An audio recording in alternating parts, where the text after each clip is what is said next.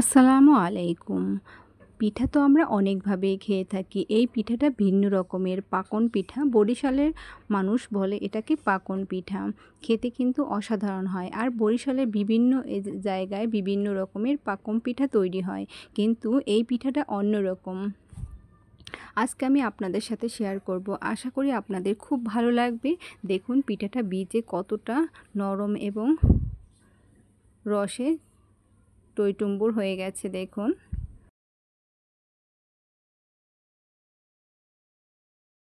আমার কাছে মনে হয় অনেকেরই অজানা। আমার কাছে তো অজানাই ছিল। তাই আপনাদের সাথে শেয়ার করলাম। আশা করি আপনাদেরও ভালো লাগবে।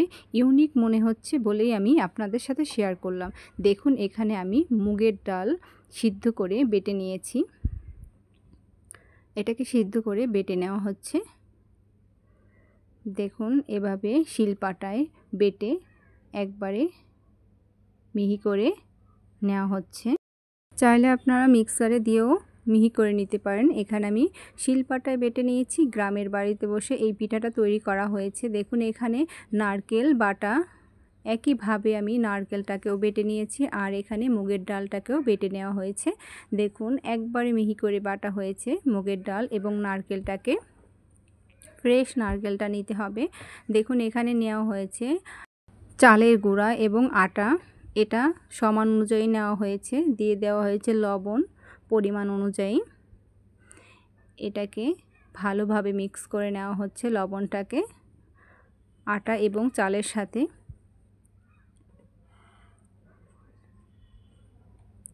শুকনো উপকরণগুলোকে মিক্স করা হয়ে গেছে। এ পর্যায়ে আমি চলে যাচ্ছি। এখানে দেখুন ডিম নিয়ে নেওয়া হয়েছে। ডিমের সাদা অংশটাকে রেখে দেওয়া হয়েছে আর শুধু ডিমের কুসুমটাকে নিয়ে নেওয়া হয়েছে। এর মধ্যে দিয়ে দেওয়া হয়েছে এলাচের দানাটাকে মিহি করে গুঁড়ো করে নেওয়া হয়েছে। এটাকে দিয়ে ডিমের কুসুমের সাথে মিক্স করে নেওয়া হচ্ছে। এদিকে চুলোয় গরম পানি করে নেওয়া হয়েছে। দেখুন যেরকম আটা এবং চালের গুঁড়োটা নেওয়া হয়েছে সে অনুযায়ী পানিটা নেওয়া হয়েছে। এটা আপনারা বুঝেই দিতে চেষ্টা করবেন যে যতটুকু পিঠা তৈরি করতে চান। এখানে অনেকগুলো পিঠা তৈরি করা হবে, এজন্য এখানে বেশি বেশি পরিমাণে নেওয়া হয়েছে। এখানে শুকনো উপকরণগুলোকে পানির সাথে ভালোভাবে সিদ্ধ করে নেওয়া হচ্ছে। যেরকম রুটির জন্য আমরা ডো তৈরি করি সেভাবে সিদ্ধ করে নেওয়া হচ্ছে। নেড়ে চেড়ে এটাকে সিদ্ধ করে নেওয়া হচ্ছে। চুলোর আঁচ মিডিয়াম টু লো রেখে এটাকে সিদ্ধ করে নিতে হবে।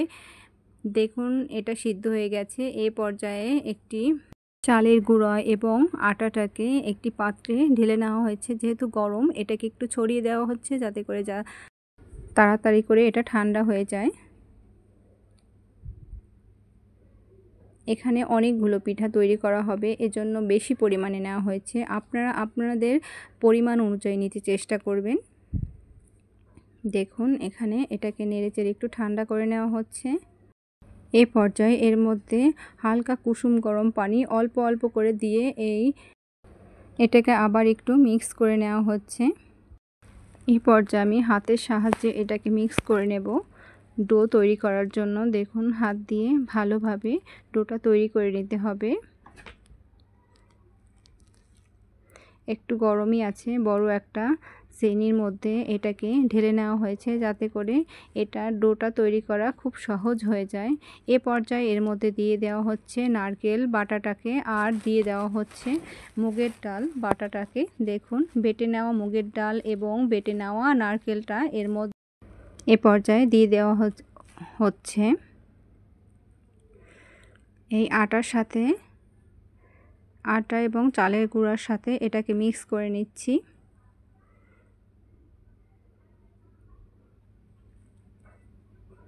দেখুন হাতের সাহায্যে চেপে চেপে ডোটা তৈরি করতে হবে।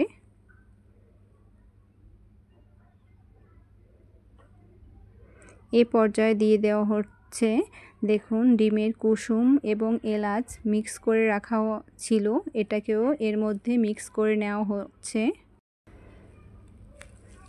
এবার আবার হাত দিয়ে এটাকে মিক্স করে নেওয়া হচ্ছে। দেখুন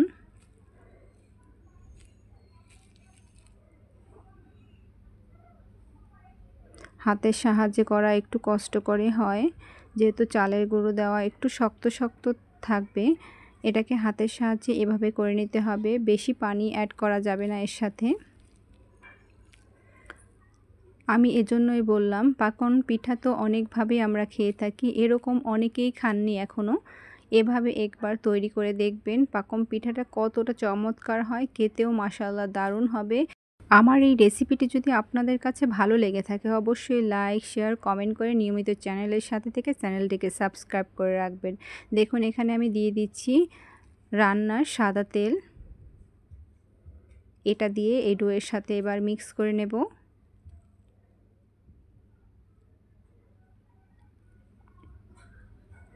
আর পাশে থাকা বেল বাটনটি অন করে দিবেন, এতে করে আমি যখনই নতুন কোনো ভিডিও আপলোড করব সাথে সাথে নোটিফিকেশন পাবেন সবার আগে।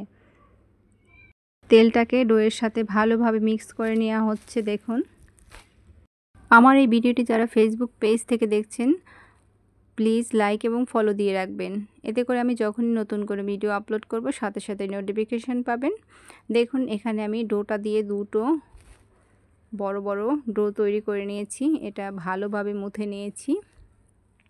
এই পর্যায়ে পিঠাটাকে আমি দেখিয়ে দিচ্ছি কিভাবে তৈরি করবেন। এখানে আমি পিঠার জন্য ছাঁচ নিয়েছি। দেখুন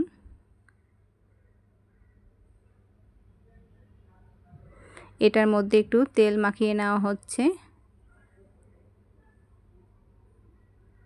এতে করে পিঠাটা দেওয়ার পরে আর লেগে লেগে আসবে না।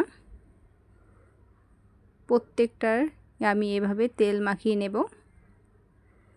এবার ডোটা থেকে কিছুটা অংশ নিয়ে নিচ্ছি। দেখুন এরকম অল্প করে নিয়ে এইভাবে হাতে করে গোল গোল করে নিতে হবে।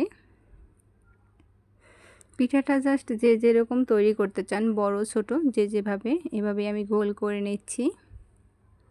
প্রতিটা ছাঁচেই তেল মাখানো হচ্ছে। এই যে গোল করে নিয়েছি একটি। এ পর্যায়ে আমি দেখিয়ে দিচ্ছি, এই যে দেখুন গোল করা হয়েছে, এরকম সাইজ করে নিতে হবে। চাইলে আপনারা মেপে মেপেও চামচের সাহায্যে সাইজটা সমান রাখতে পারেন। দেখুন আমি ছাঁচের উপরে একটি রেখে নিলাম। এবার দেখুন এভাবে চাপ দিয়ে একটার উপরে একটা রেখে চাপ দিয়ে একটি ডিজাইন তৈরি করে নিলাম। দেখুন কতটা সহজ পিঠাটা তৈরি করা। একইভাবে আমরা অনেকে মিলে এই পিঠাটা তৈরি করেছি। এটা গায়ে হলুদ, বিভিন্ন অনুষ্ঠানে, বিয়েবাড়ির আয়োজনে এই পিঠাটা তৈরি করে দিতে পারেন খুব সহজে, আর খেতেও মাশাআল্লাহ দারুণ হয়। দেখুন সবগুলো পিঠাই একইভাবে তৈরি করে নেওয়া হয়েছে। এবার দেখুন তেলের মধ্যে একে একে পিঠাগুলোকে ছেড়ে দিয়ে ভেজে নেওয়া হচ্ছে, অল্প আঁচে এটাকে ভেজে নেওয়া হচ্ছে। দেখুন গ্রামের বাড়ির মাটির চুলায় এই পিঠাগুলো ভাজা হচ্ছে। দেখুন ভেজে নেওয়ার পর পুরো পিঠাটা আমি দেখিয়ে দিচ্ছি। দেখুন অনেকগুলো পিঠা এখানে, বাকিটুকুও একে একে ভেজে নেওয়া হচ্ছে।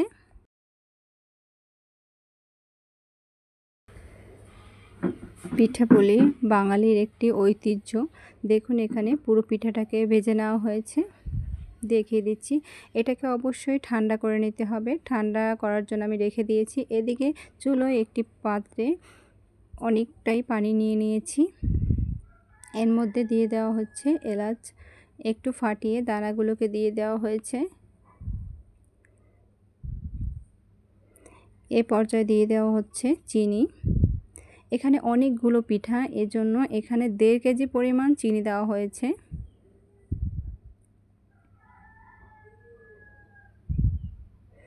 বড় একটি পাত্রে নিয়ে নেওয়া হয়েছে। দেখুন চিনিটাকে নেড়েচেড়ে মিক্স করে নিচ্ছি। চিনির মধ্যে বলক চলে আসুক। এদিকে দেখুন পিঠাগুলোকে আমি ঠান্ডার জন্য রেখেছিলাম, ঠান্ডা হয়ে গেছে। চুলোয় পানিটাও গরম হয়ে আসছে। চিনিটা দেওয়ার পর কিছুক্ষণ জাল করার পর দেখুন পিঠাগুলোকে দুটি পাত্রে নিয়ে নেওয়া হয়েছে। এর মধ্যে এই যে চিনির পানিটাকে দিয়ে দেওয়া হচ্ছে। দেখুন দুটোর মধ্যেই অল্প অল্প করে দিয়ে নেওয়া হচ্ছে। এখানে বললাম আমি আগে থেকে অনেকগুলো পিঠা, পুরো পানিটাকেই একইভাবে দিয়ে দেওয়া হচ্ছে।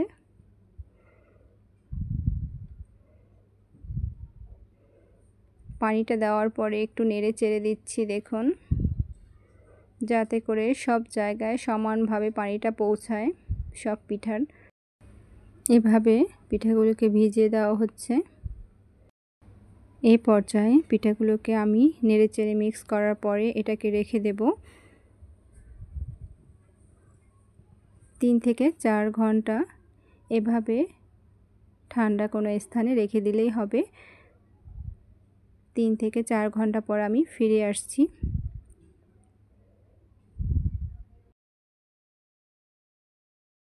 দেখুন পিঠাগুলো ফুলে কতটা পরিমাণ হয়ে গেছে আর কত বড় বড় হয়ে গেছে 3 থেকে 4 ঘন্টা পরে। এটা খাওয়ার জন্য একেবারে উপযোগী, এটা পারফেক্ট তৈরি হয়ে গেছে। দেখুন আমি ঘুরিয়ে ঘুরিয়ে দেখিয়ে দিচ্ছি পিঠাটা কতটা চমৎকার হয়েছে আর কতটা বড় বড় হয়ে গেছে ফুলে। দেখতেই অসাধারণ লাগছে, খাওয়ার আর দরকার নেই, মন ভরে যাচ্ছে পিঠাগুলো দেখে।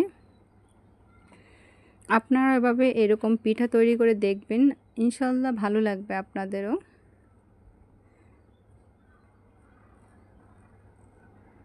দেখুন আমি ঘুরিয়ে ঘুরিয়ে দেখিয়ে দিচ্ছি পিঠাগুলো চমৎকার হয়েছে আর কতটা ভিজে একবারে রসে টইটুম্বুর হয়ে গেছে। আমি এখান থেকে একটি তুলে দেখিয়ে দিচ্ছি। দেখুন প্রতিটা পিঠাই চমৎকার হয়েছে, দেখুন কতটা নরম হয়ে গেছে, তোলা যাচ্ছে না এতটা নরম হয়ে গেছে।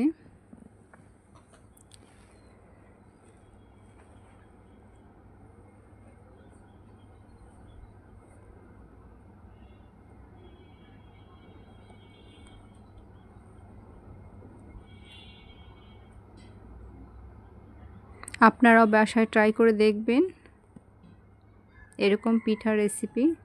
আমার মনে হচ্ছে এটা নিউ পাকম পিঠার রেসিপি বা ডিজাইন পিঠার রেসিপি, যে যেটা বলেন।